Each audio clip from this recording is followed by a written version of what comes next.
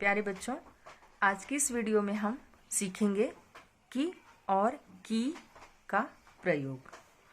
तो सबसे पहले हम की का प्रयोग समझते हैं। ये क है और क पर ये छोटी की मात्रा लगी है की। इसका प्रयोग हम जानते हैं। तो इस की का प्रयोग जो होता है वो दो वाक्यों को जोड़ने के लिए किया जाता है। तो आइए देखते हैं किस प्रकार से इनका प्रयोग किया जाता है। उसने कहा कि मैं कल आऊँगा। अब यहाँ पर देखिए आप, ये पहला वाक्य उसने कहा और दूसरा वाक्य है मैं कल आऊँगा। तो इन दोनों वाक्यों को जोड़ने के लिए की का प्रयोग किया जा रहा है। अब हम एक और उदाहरण लेते हैं। मैंने अपने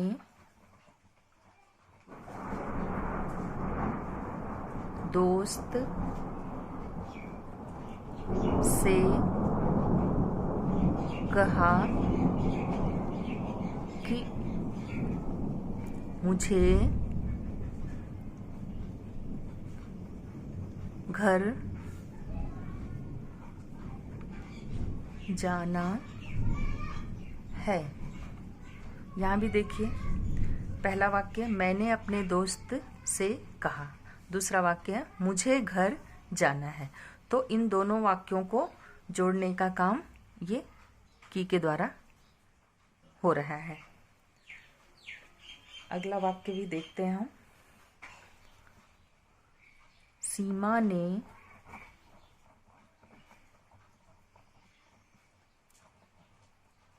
कहा कि वह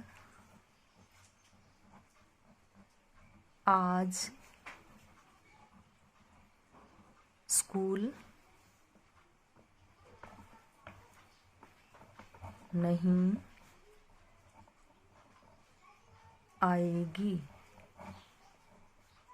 तो यहाँ भी देखिए आप, सीमा ने कहा, पहला वाक्य, दूसरा वाक्य वह आज स्कूल नहीं आएगी।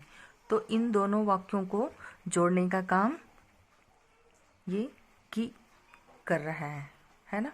तो इस प्रकार हमने ये जाना कि इस की का प्रयोग जब हमें दो वाक्यों को जोड़ना होता है तो हम करते हैं।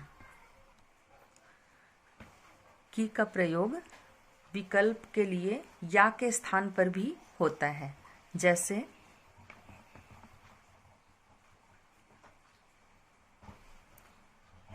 तुम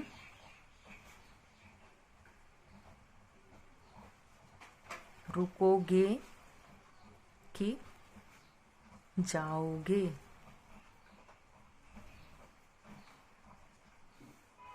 दूसरा वाक्य देखते हैं। आप कल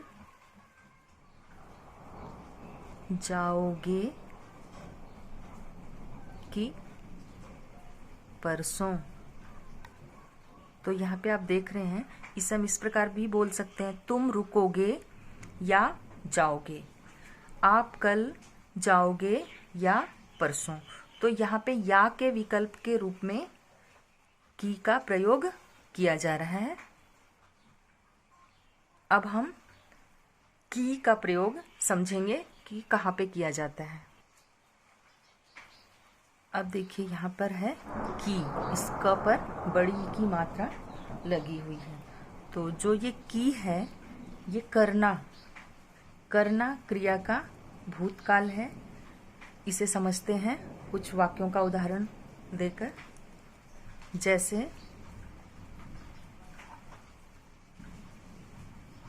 उसने कल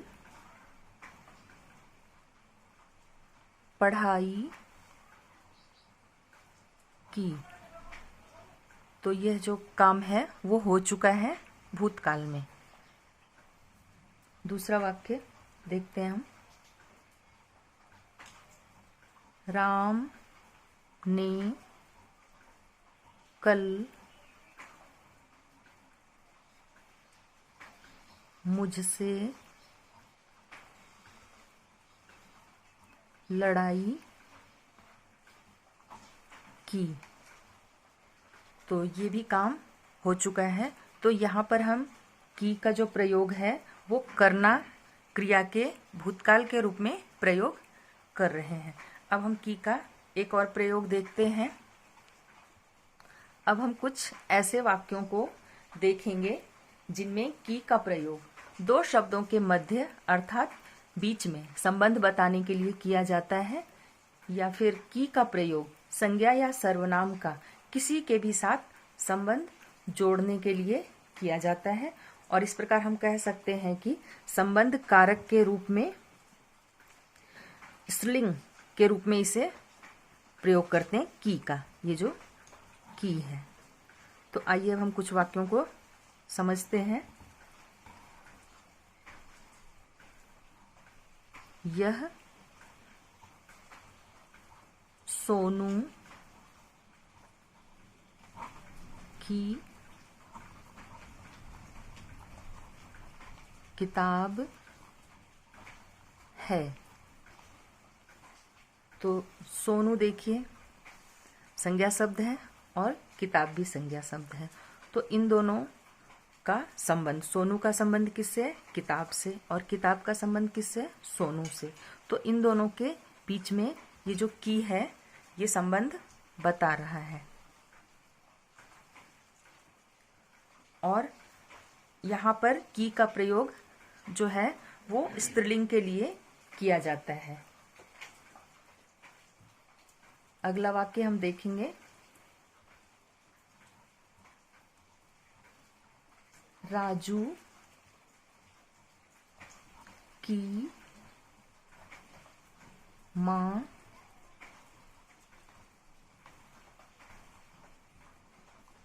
मसूरी गई। अब आप देखिए राजू का संबंध किससे है? माँ से। और माँ शब्द स्त्रीलिंग है। तो यहाँ पे ये देखना है हमें कि ये जो की है इसका प्रयोग स्त्रीलिंग से पहले हो रहा है, यानी कि की के बाद स्त्रीलिंग शब्द आता है और यह संज्ञा अथवा सर्वनाम में संबंध बताने के लिए इसका प्रयोग किया जाता है। अब हम अगला वाक्य देखते हैं। ताले की चाबी खो गई। अब देखिए ताले का संबंध किससे है? चाबी से। और चाबी क्या है? स्त्रीलिंग शब्द है। तो इन दोनों के बीच में ये संबंध को जोड़ने का काम कर रहा है ये की। अगला एक और वाक्य देख लेते हैं। रीता की घड़ी टूट गई। अब देखिए रीता का संबंध घड़ी से है और घड़ी का संबंध रीता से है। और इन दोनों के बीच में की का प्रयोग किया गया है और इस की के बाद घड़ी जो है वो स्त्रीलिंग शब्द है। तो बच्चों आशा करती हूँ कि आपको की और की का प्रयोग समझ में आ गया होगा। अब आपको किसी प्रकार का कन्फ्यूजन नहीं होगा कि कहाँ पर हमें की का प्रयोग करना है और कहाँ की का प्रयोग करना है।